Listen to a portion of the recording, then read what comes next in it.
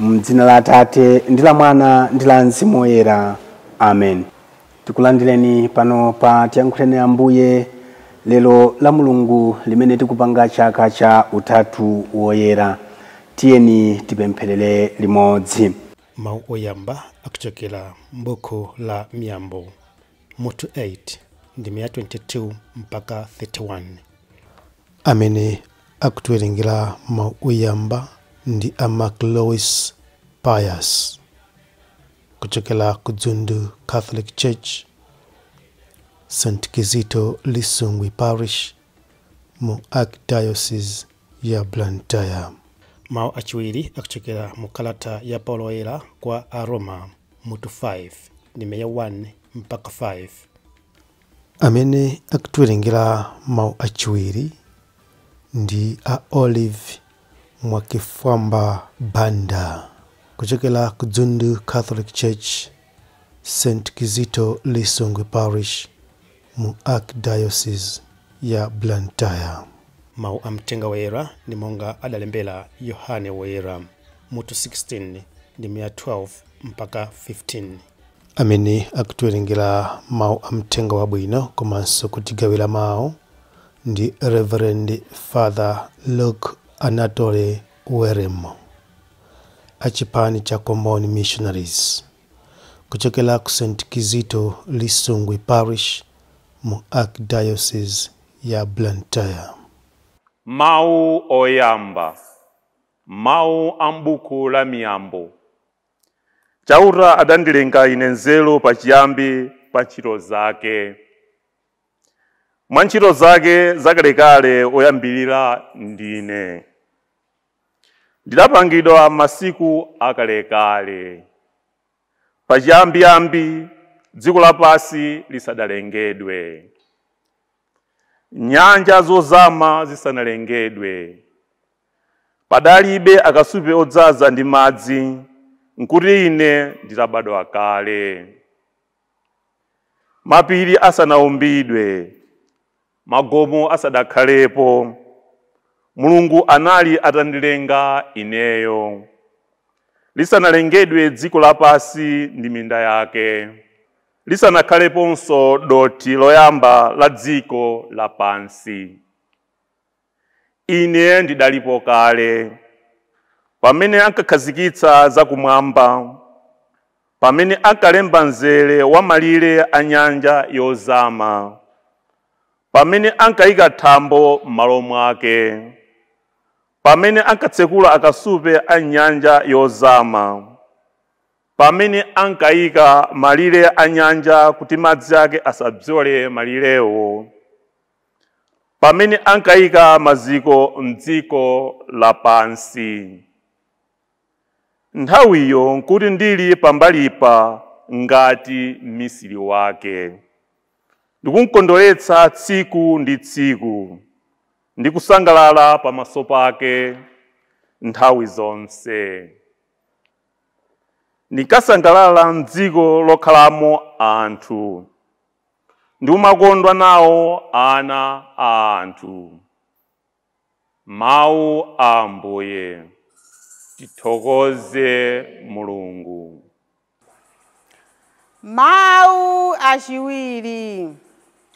Mawu ankalata ya Paulo Woyera kwa Aroma. Abale, popeza kuti pakukhulupirira tapezeka kuti ndife olungama pamaso pa Mulungu, ndiye kuti tili pa mtendere ndi Mulungu kudzera mwa Ambuye athu Yesu Khristu. Iyeyo ndiye amene adatitsegulira njira kuti pakukhulupirira tilandire mwayi uwu umene Mulungu amapatsa mwaulere, umene takhazikikamo tsopano. Motero timakondwerera chiyembekezo chathu chakuti tidzalandirako ulemerero wa Mulungu. Koma sipokhapo ayi, timakondwereranso m'masautso athu. pakuti tikudziwa kuti masautso amaphunzitsa munthu kupirira. Kupirira kumabweretsa makhalidwe ovomerezedwa ndi Mulungu, ndipo makhalidwe ovomerezedwawo amabweretsa chiyembekezo.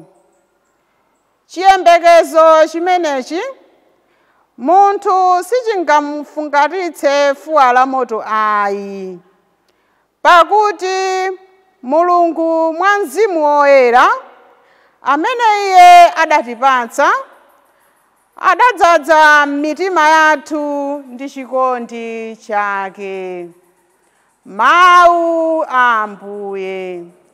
Tithokoze Mulungu. Ambuye akhale nanu. Mawu a Uthenga Wabwino monga adalembera Yohane Woyera. Tiwerenga Yohane mutu wa 16 ndime ya 12 kulekera 15.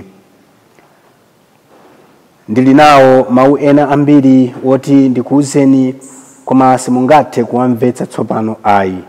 Koma akadzafika Mzimu wodziwitsa zoona uja, adzakuphunzitsani zoona zonse.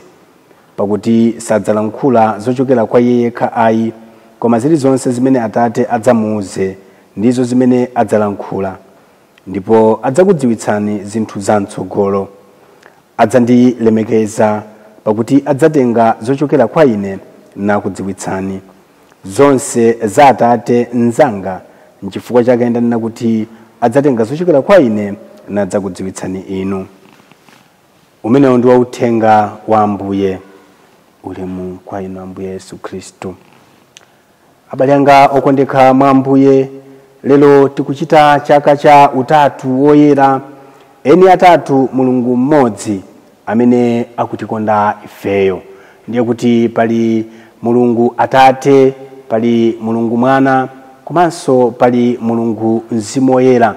Chiphunzitso chozama chimene mwina ena samachimvetsa kwambiri, koma ndi mmene zilili chifukwa Atatewo alipodi, ndipo Atate ndi amene adalenga dziko lakumwamba ndi dziko lapansi, zooneka zonse komanso ndi zosaoneka zomwe. Atalenga dziko lakumwamba ndi dziko lapansi, nkuyikamo zonse zofunikira mu dzikomo, kenaka adatuma Mwana kuti aliyense amene akumkhulupirira, aliyense amene adzatame dzina lake adzapulumutsidwa. Zimene timazimva makamaka mu Uthenga wa Yohane mutu wa 3 ndime ya 16. Kenaka Ambuye Yesu atagwira ntchito yonse pa dziko lapansi, ananena kuti ndikupita kumwamba. Kumeneko ndikukakonzerani malo, koma ndidzatuma Nkhoswe, Mzimu Woyera tsopano. Nkhoswe imene ikubwera kudzaulula zonse, kudzamalitsa zonse zimene ndachita. Ndiye umodzi umenewu wa Atate, Mwana komanso Mzimu Woyera ndi umene ifenso a Khristu, umodzi wathu ukupezerapo phunziro, ukupezerapo tanthauzo, ukutengerapo mphamvu kuti umodzi monga mmene alili eni atatu, Atate, Mwana ndi Mzimu Woyera, amene akugwira ntchito yofanana, amene akupatsana mpata kuti wina achita gawo ilo, winanso achita gawo ili, winanso atenga gawo linalo. Ifenso tikuyenera kumachita chimodzimodzi, kuti mu mpingo mwathu tilipo anthu osiyana maganizo, tilipo anthu amphatso za mitundumitundu, tilipo anthu amene kuthekera kwathu ndikosiyanasiyana. Aliyense akayika kuthekera kwake, aliyense akayika mphatso yake, aliyense akayika nzeru zake, ndiye kuti ufumu wa Mulungu udzamangidwa kuyambira pasi pompano. Monga eni atatu anali ogwirizana, odalirana, omverana, otumikirana, ifenso tikuyenera kukhala a Khristu omverana, aliyense ochita mbali yake pomanga ufumu wakumwamba, aliyense opereka mbali yake kuti ulemerero wa Mulungu uoneke. Chimene chimativuta ndi chakuti aliyense amene wazindikira kuti gawo langa ndi la phindu, kufunikira kwanga kukusoweka, kaya ndi kumphakati, kaya ndi kumabungwe, timayamba tsopano kuyerekedwa, timayamba matama, timayamba kudzimva, kumeneko sindipita, achite kundimbira foni. Iyayi, taona kuti Atate, Mwana ndi Mzimu Woyera aliyense ogwira ntchito mwamtendere momanga umodzi.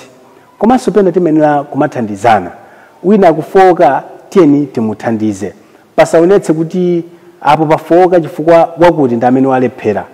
Apo sizinende bwino chifukwa chakuti wakuti adapanga zakuti. Iyayi, tikhale anthu othandizana, anthu omanyamulana, anthu omapangana support. Tisakhale anthu opangana expose kuti ngati tu pampingo paje sizikuyenda ndi wansembe wakuti. Ngati kumphakati kuja sizikuyenda ndi asekretary.